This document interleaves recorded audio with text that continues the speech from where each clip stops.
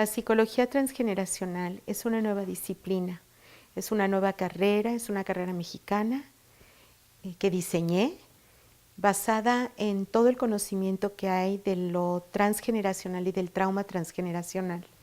Estuve con Bert Hellinger durante 10 años cercana a él y vi cómo las historias familiares se topaban con patrones y patrones repetidos que venían mucho de situaciones históricas, de situaciones biográficas, pero de la migración forzada, de los traumas sociales, de estar en guerras, de las familias separadas por las violencias.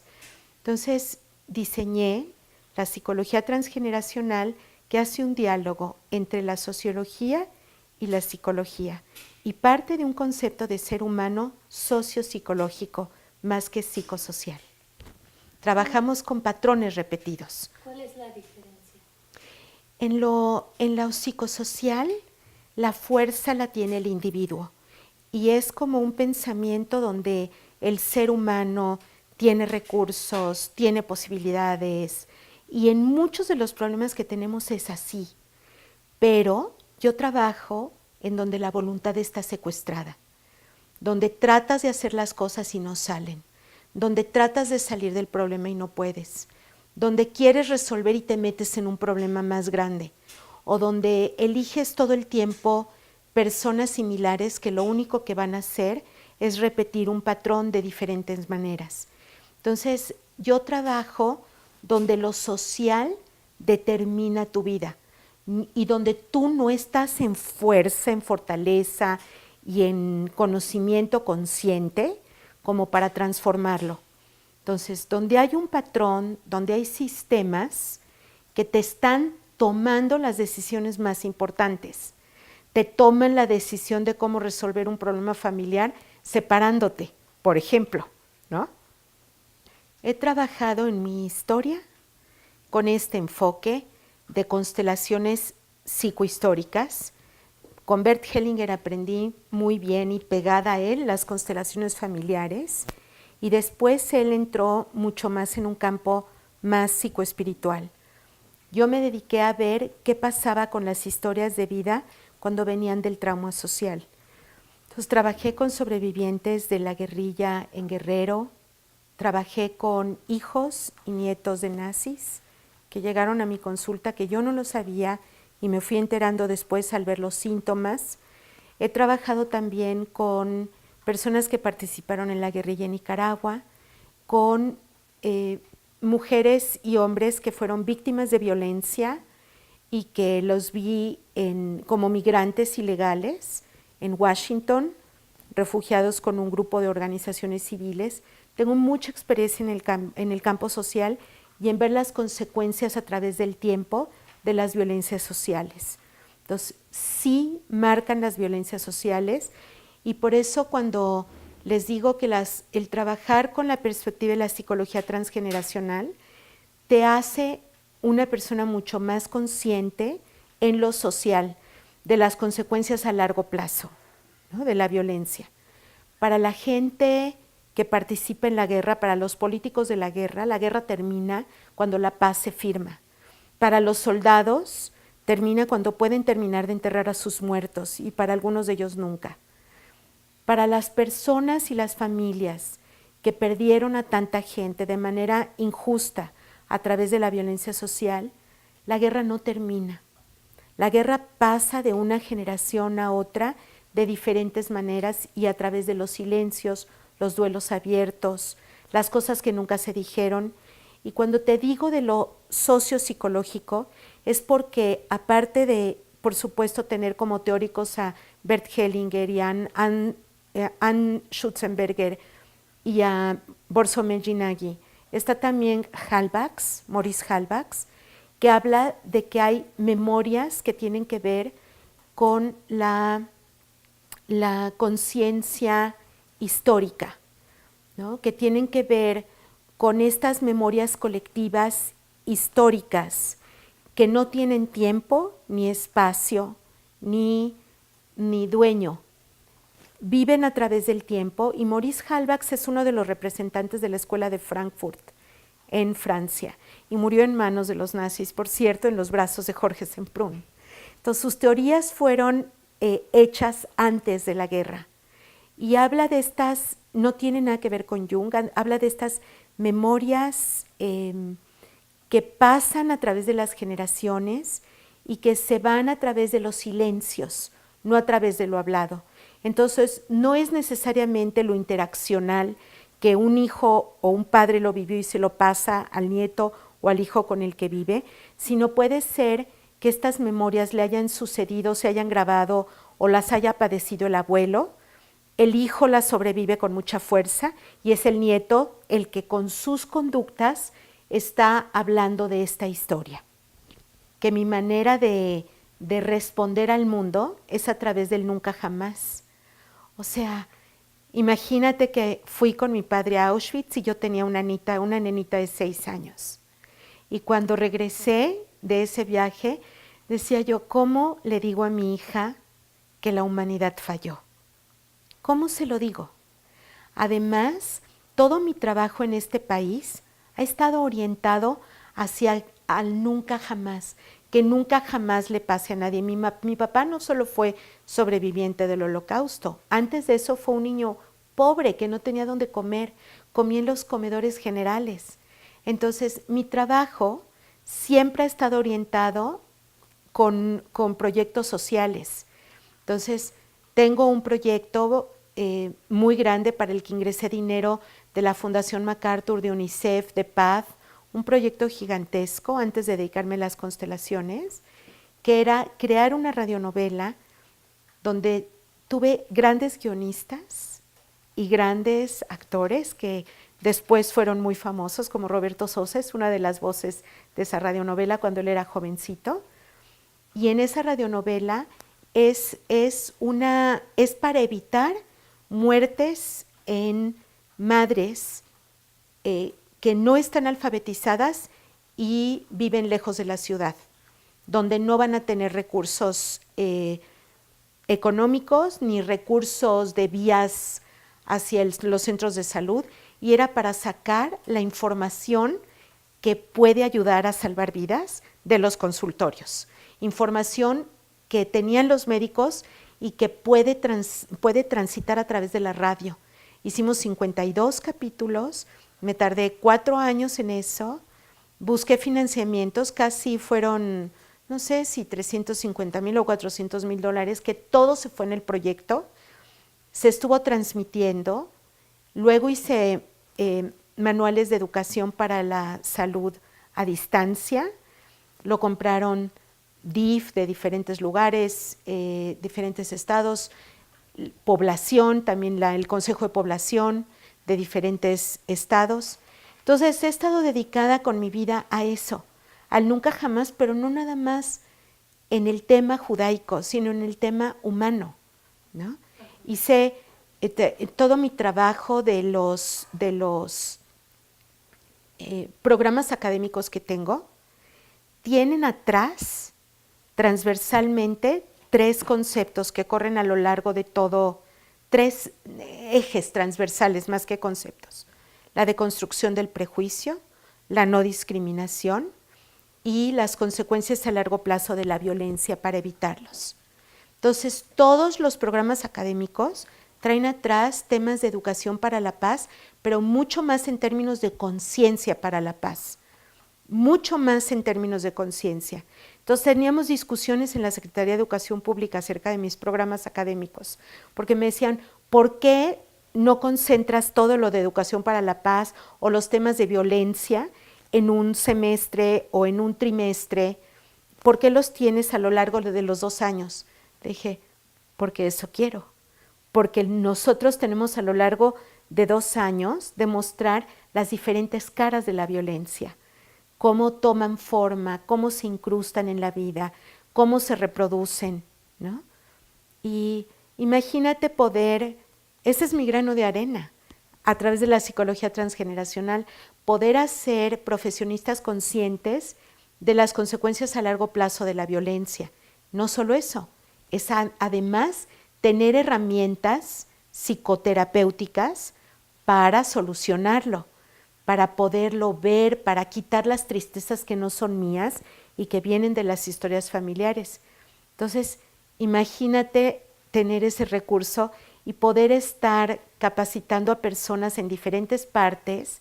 Ahora el instituto se está ampliando, o sea, vamos a hacer sedes en los estados. Ahora, en lugar de crecer hacia adentro o constituirnos más fuertes hacia adentro y tener nuestra sede solo en el DF, queremos ampliarlos y tener socios en otros lugares. Así es que tiene un sentido muy profundo. Por supuesto que la inspiración es el dolor que tuvo mi padre, pero no solamente como sobreviviente, esa es la parte que me hace como hacer consciente la violencia social, pero también pasó hambre, también era un niño pobre, también estaba en el mercado, su madre también tenía que alimentar de una sola olla a todos sus hijos y ver a qué horas o cómo encontraba leña, ¿no? Para calentar la sopa del único lugar de donde iban a comer todos. Entonces todo me inspiró, él es una fuente, él y después de él todas las cenizas, ¿no? Él es testigo de las cenizas. Llegó una mujer encantadora que ha tenido una vida completa, o sea, una vida que ha llegado a los casi 70 años, con una hija que la quiere mucho. Vinieron a mi consulta y por primera vez ella se anima a venir a trabajar el tema que le ha tomado la vida completa prácticamente. Y me dice, soy bulímica, soy depresiva y en mi familia no sé qué pasa, pero tenemos como una escoba, o sea, vamos borrando todo lo de atrás. Entonces yo elaboré todo un sistema para ejecutar las preguntas y las preguntas tienen que ver con datos. Lo primero que le dije es, vas a descubrir que tienes otra novela, que no eres depresiva y que tu bulimia es una historia. Entonces, ¿qué descubro? Que eso además lo vamos a ampliar en la conferencia que vamos a tener con Enlace Judío y con el Instituto de Estudios Transgeneracionales. ¿Qué descubro? Descubro que cuál es su forma de tener hambre y que me cuente anécdotas, porque ahí yo busco las entrelíneas, busco la historia que está en las entrelíneas. Y aunque suene terrible, voy buscando la poesía en el dolor. Eso es lo que voy haciendo. Y entonces, en estas entrelíneas, le digo, cuéntame cosas extrañas que no te hagan sentido. Para mí lo van a tener. Desde la lógica transgeneracional lo voy a buscar. ¿Y qué encontramos dentro de eso? Ella comía perfecto de chiquita. Comía. Era chiquitita. Y la mamá le cuenta que se bajaba de la mesa cuando ya había terminado de comer y que se hincaba para pedir más comida con la manita. Extraño. Luego ella recuerda, por edades le voy preguntando, entre los 13 y los 15 años. Recuerda no querer vivir, recuerda, pero eso lo recuerda desde chiquita, la dificultad de vivir. Me dijo, yo nunca hubiera atentado contra mi vida, pero no quería vivir, me costaba mucho vivir. Y además, esta sensación de que me dice, yo me atacaba con comida de repente. Y luego me dijo, fui bulímica, de tal edad a tal edad. Le digo, vamos a volver a checar la historia. Cuéntame si hubo hambre atrás. Cuéntame qué cicatriz profunda y qué dolor hay en la familia. Y me cuenta lo siguiente. De los pogroms de Rusia, resulta que salen el que fue el papá de su mamá, sale con su esposa y una nena de 3 años. Es en la que se va a convertir su madre cuando crezca. Esa nenita de 3 años viene en un barco, el padre de esa nenita con la promesa de que cuando llegue a mejor vida va a traerse y a rescatar a sus parientes, entre ellos su propia madre. Entonces, ella, esta nenita de 3 años, viene ya con 2 hermanos muertos que murieron de enfermedades terribles antes que ella, y con otro hermanito con ella. Llegan a México, un país en el que se les recibe en ese entonces. El padre vive en un lugar con extrema pobreza, pasan hambres, y cuando empieza a juntar un poquito de recursos para tratar de traer a su madre, cierran la Unión Soviética. Es la época en la que ya no pueden traer a nadie. Se queda él sin poder traer ni a sus hermanos ni a sus padres, se queda con una tristeza profunda, tanto que recuerdan que en su lecho de muerte, ya viejo, cuando él muere, llora no haber podido traer a su madre. Entonces, a su propia madre. Entonces, tengo ya la historia, pero ¿para qué la voy a adivinar? Si es o no, si tengo el campo para hacer una constelación psicohistórica, ¿no? Para ver qué es lo que pasa y trabajo con sus síntomas. Sus síntomas para mí no son síntomas, son lenguajes en el cuerpo. Coloco a 3. Tenemos que borrar todo lo pasado, no sé por qué. La otra es vivo con me quiero morir y la otra siempre tengo hambre. Cuando 3 representantes, una persona de cada uno de estos es un representante, hace 20 años que hago constelaciones familiares y psicohistóricas los lunes. Ellos están ahí, viene mucha gente a ayudarlos. Coloco también para checar en diagnóstico a la madre de la consultante cuando tenía 3 años, a la madre de ella que tenía solo 21 años, que ella recuerda que fue cuando empezó a devolver el estómago. Y colocamos a la madre del abuelo, o sea, la bisabuela de la consultante, que nunca supo qué pasó con su hijo, nunca supo qué pasó con sus nietas. Son dolores muy fuertes. Y curiosamente, los 3 síntomas que están en el cuerpo de ella hablaron y se fueron caminando, se fueron atrayendo hacia sus dueños en el alma profunda familiar. Y una quedó con el abuelo de la consultante y los otros 2 se fueron directamente a esta mujer que quedó cerrada la frontera, le mataron al resto de sus hijos y ella nunca supo qué pasó con el que vivió. Entonces, tenemos 4 generaciones que en el tiempo del corazón de una familia no es tanto, porque este hombre que murió llorando por su madre, vivió llorando por su madre también, ¿no?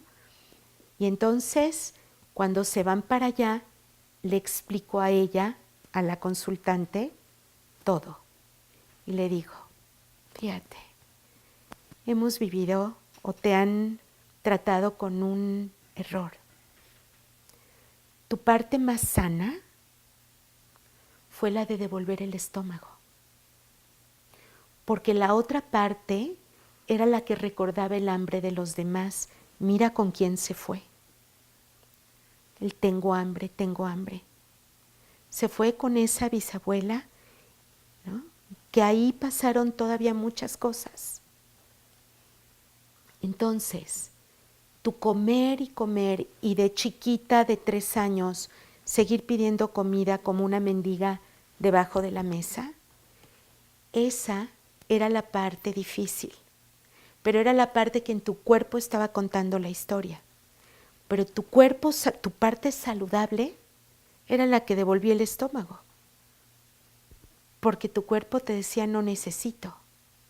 Por supuesto que ibas a vivir toda tu vida angustiada de engordar, porque si estabas comiendo por el hambre de los otros y no eras solo tú, por supuesto que esa angustia de engordar te iba a acompañar y era real no estabas loca y no estabas mal. Entonces, ver desde lo transgeneracional cómo puedes trabajar con un patrón, con la lógica transgeneracional y viendo que lo que viviste tenía un sentido profundo y no era una enfermedad personal, sino tenía que ver con los recuerdos de esta violencia social, tanto de los zares, las persecuciones, los asesinatos, las migraciones, dejar todo, irte a otro lugar, moverte, dejar tu vida, luego cerrar la frontera, no saber qué pasó con el único hijo que sobrevivió, porque a varios ya los habían matado, ya los habían apresado, ya se habían perdido, ¿no? Tiene repercusiones en el mundo actual porque estamos engañados de cuál es el mundo actual. Ni siquiera el cerebro registra tiempo, por eso lo traemos con los relojes, ¿no? Bergson, un gran filósofo judío, ya hablaba de eso, del significado del tiempo. Y el tiempo es un tiempo que no tiene frontera, no tiene dueño. Entonces en su cuerpo contaba historias y como esto te puedo contar muchísimas más que viví, por ejemplo, en Barcelona con judíos, con gente que descubrió que eran judíos y que les habían cambiado el nombre para sobrevivir. Hice todo un taller de síntomas. No todos los síntomas tienen que ver con esto, pero muchos tienen que ver con esto. O situaciones donde tuve que atender a una mujer de origen alemán, ¿no? Con intentos de suicidio muy extraños de su niñita de 16 años, donde cuando nos vamos atrás en la historia está taponeado quién fue su padre y cómo llegó al país. ¿Quién fue? Un nazi. O sea, llegó a mi consulta una mujer rarísima, con el pelo todo cortado, altísima, súper confusa, ¿no? Tenía 2 hijos con intentos de suicidio extrañísimos. Se querían tirar por las ventanas o ahorcar, porque también ahí hay historias. Entonces, cuando le digo, bueno, platícame de ti, de tu historia. Un padre maravilloso, un hombre fuera de serie, un médico, ¿no? Digo, ¿y algo extraño en él? Pues sí, nunca se tomó una foto, nunca firmó un documento, nunca tuvo una cuenta de banco, ni en las bodas ni mías, ni de mi hermano apareció en las fotografías. ¿Y dónde se conocieron tu mamá y él? Pues en Argentina. De Argentina se fueron a Uruguay, de Uruguay se vinieron a México. Y hay algo extraño, me dijo, cuando murió encontramos 2 pasaportes. Entonces parece ser que lo salvó el Vaticano y lo mandó, ¿no? Le digo, ¿y no te parece extraño que tus hijos estén como víctimas? O sea, ahorcándose o tirándose por la ventana. De hecho, la hija desarrolló esclerosis múltiple, pero los doctores no se explican por qué lo hizo tan rápido, en su cuerpo tan jovencito. Y le dije, es su forma de querer quedar viva, porque si tiene alguien que la esté cuidando todo el tiempo y está sentada en una silla sin fuerzas para brincar, ya no se puede echar por la ventana. Y me dice, no puedo hablar de mi padre, voy a hablar de mi madre que es una bruja, ¿no? Solo de ella voy a hablar. Le digo, claro, fue cómplice, entiendo que te sientas así, ¿no? Entonces, es tu opción trabajarlo, ¿no? Pero es importante porque ahora tienes una responsabilidad con tus hijos. Yo no quiero hablar de los intentos de suicidios de ellos. Le digo, estás en tu derecho, pero yo también en el mío. Tuve mucho cuidado de no decirle ni que era judía, ni que yo tenía antecedentes de ser hija de un sobreviviente. Tuve ese cuidado para que entrara desde el punto de vista psicológico y de la psicología transgeneracional toda la información, porque ella llegó a mí pensando que yo era alemana por mi apellido, Schlosser, ¿sí? Que es un apellido muy popular en Alemania también. Entonces, Y como ese te puedo platicar más casos. Por ejemplo, Guerrero. Me contratan para trabajar con profundas tristezas con sobrevivientes de la guerrilla, donde estuvieron los militares y donde estuvo Lucio Cabañas.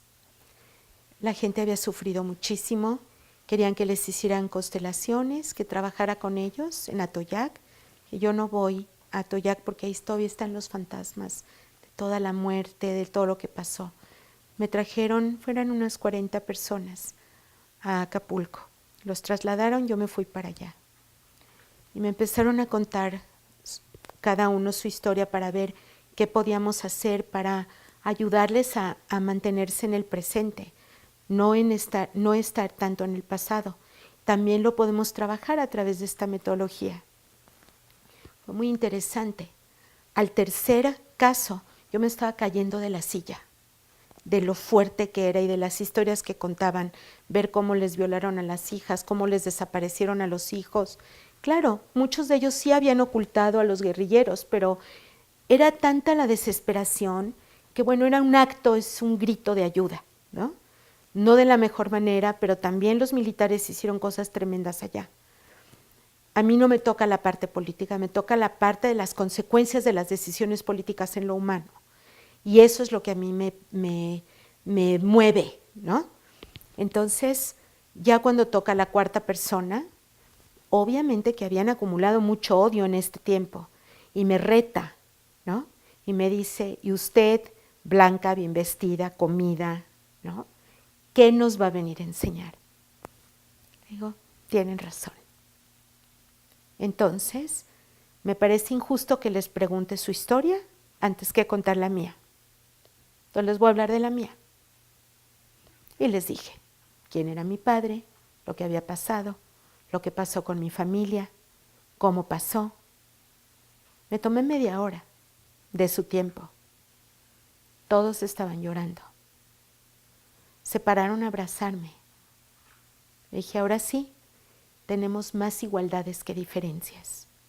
La violencia social destrozó nuestras familias. Entonces vamos a ver cómo reparamos. Porque véanme, o sea, vivo en otro lugar, soy una profesionista y miren con quién trabajo. Entonces imagínense que ustedes van a tener hijos y nietos vivos que pueden hacer lo mismo. Entonces, algunos serán abogados, algunos serán médicos, otros serán maestros, maestras, pedagogas, psicólogas, porque todos ustedes tienen otros hijos que sí vivieron y tienen nietos. Entonces, después del trabajo con ellos, que fue muy reparador y muy profundo, me mandaron a decir que si por favor les mandaba el libro de mi papá para que ellos pudieran escribir también su historia y que no quedara, ¿no?, aplanada, ¿no?, que no quedara guardada y que hubiera más testigos. Entonces, yo ya no pude dar seguimiento porque son programas de gobierno y me invitó una persona consciente adentro. Pero imagínate todo lo que se puede hacer con la visión transgeneracional. La Secretaría de Educación Pública me contrató. No sabían qué pasaba dentro de una escuela. Había una violencia social tremenda, violencia de género también. No sabían qué pasaba. Diseñé con el modelo de psicología transgeneracional una investigación-acción.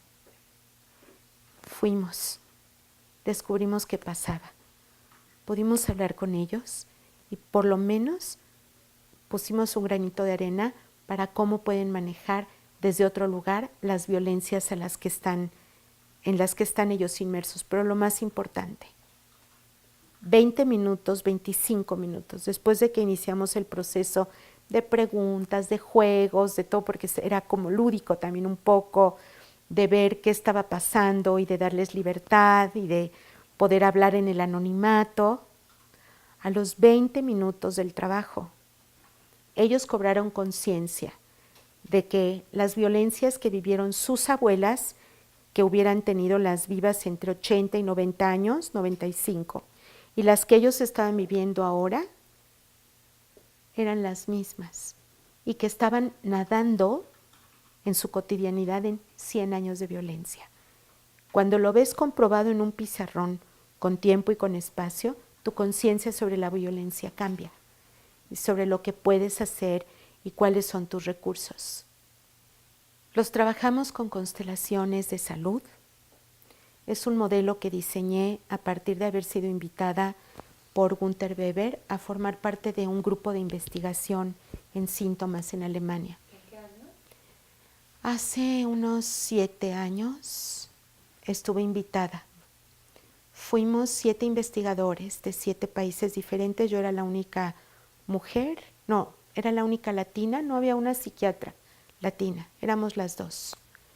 Y a partir de ver lo que estaba pasando, nos juntamos durante 3 años a discutir los casos, nos encerrábamos 4 días, trabajábamos sobre fibromialgia, por ejemplo, los diferentes casos nuestros, o dificultades primarias de embarazo, o migrañas.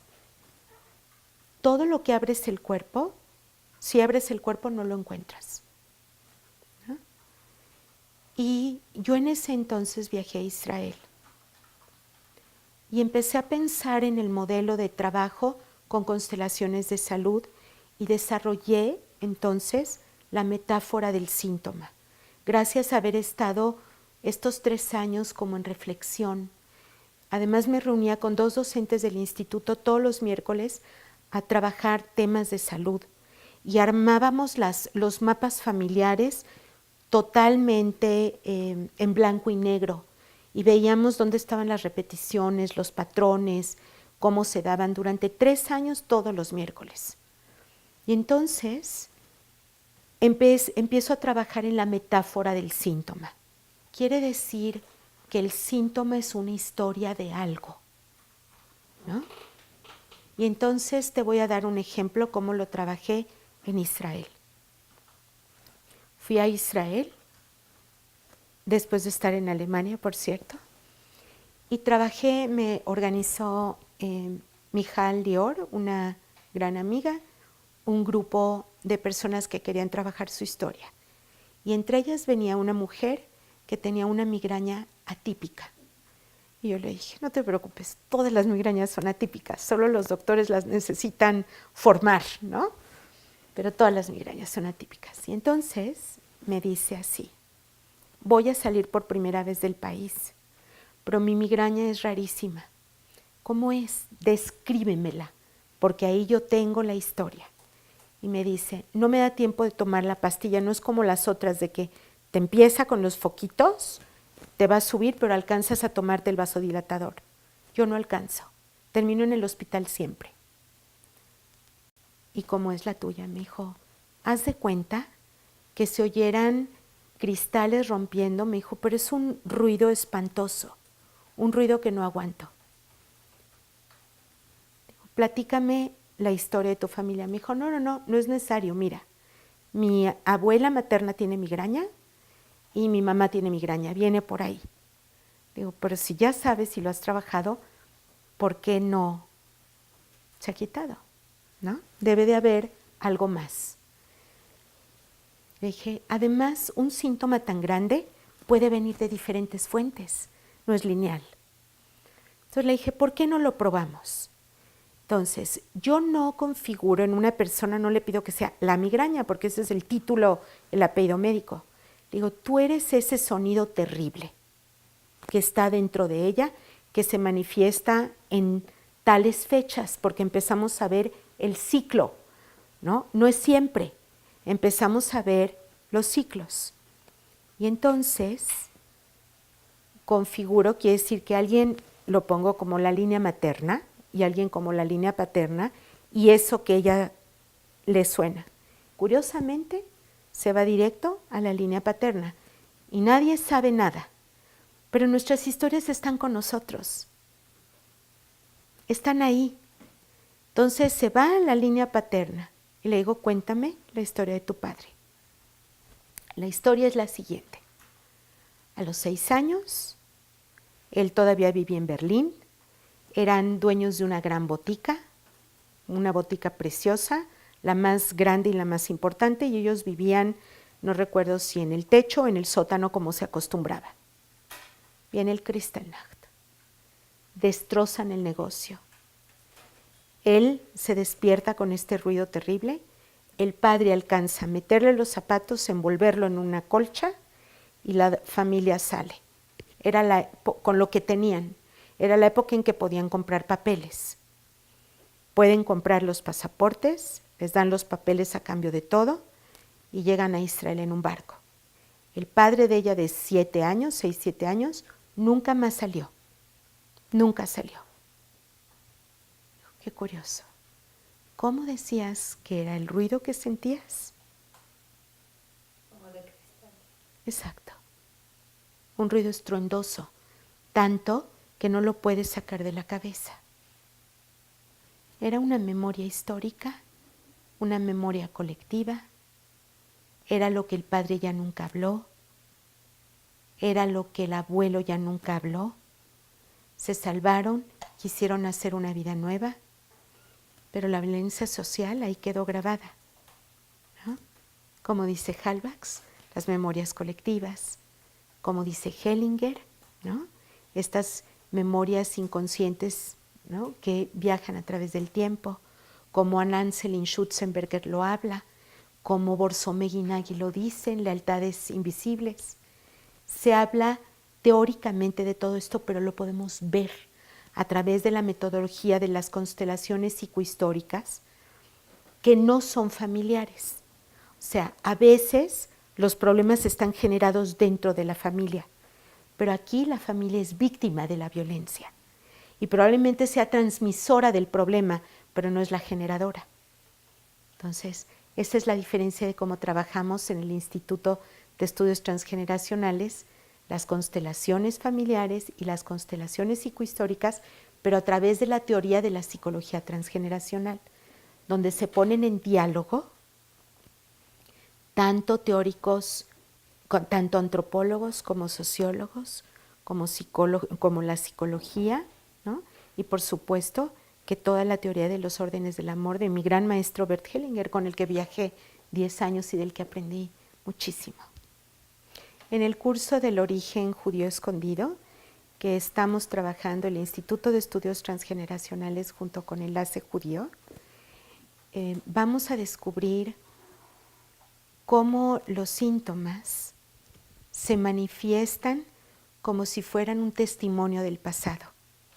Vamos a descubrir cómo los síntomas hablan de lo que pasó.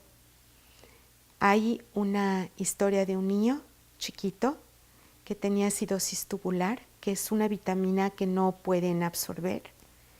Y fue curioso porque la mamá me dijo, hay algo muy extraño. Me dijo, el niño, como vivimos en una zona alejada de la ciudad, pero que hay un maternal de una mujer judía encantadora que tiene a los niños, los metimos ahí. Dice, y curiosamente me llamó, me dijo que el niño está súper interesado, que quiere meterse mucho más a las costumbres, él es el que hace toda el ritual, me dijo, y se me hizo rarísimo hasta que lo hablé con mi esposo y mi esposo me dijo que él y su familia sabe que tuvieron que cambiar el apellido y que no se dedicaron más al judaísmo porque venían de judíos que venían huyendo de la Inquisición y que aquí también estuvieron huyendo de la Inquisición. Además, no es nada extraño. Monterrey es un lugar a donde se fueron a refugiar las familias que venían de la Inquisición. Y pensemos nada más en la gastronomía. ¿Qué comen en Monterrey? El cordero, no el puerco. En la gastronomía está la explicación de cómo se fundó la ciudad. Y tiene 3 fundaciones. Y en uno de los cuadros que tenemos del centro, en uno de los cuadros famosos, está la familia Carvajal. Así es que no creas que estamos trabajando con nada ni esotérico ni fuera de todo, simplemente estamos recuperando la historia y ver cómo se inscribe en los síntomas. Y lo hacemos al revés. Nunca sabemos si un síntoma está inscrito con eso, pero como tenemos la forma de buscarlo, si está ligada tu sintomatología como un patrón repetido a una situación histórica del pasado, o si tienes información de algo que haya pasado en tu familia, esta conferencia te va a abrir los ojos, porque vamos a poder hacer algunos ejercicios también constelatorios para que lo puedan sentir en su cuerpo.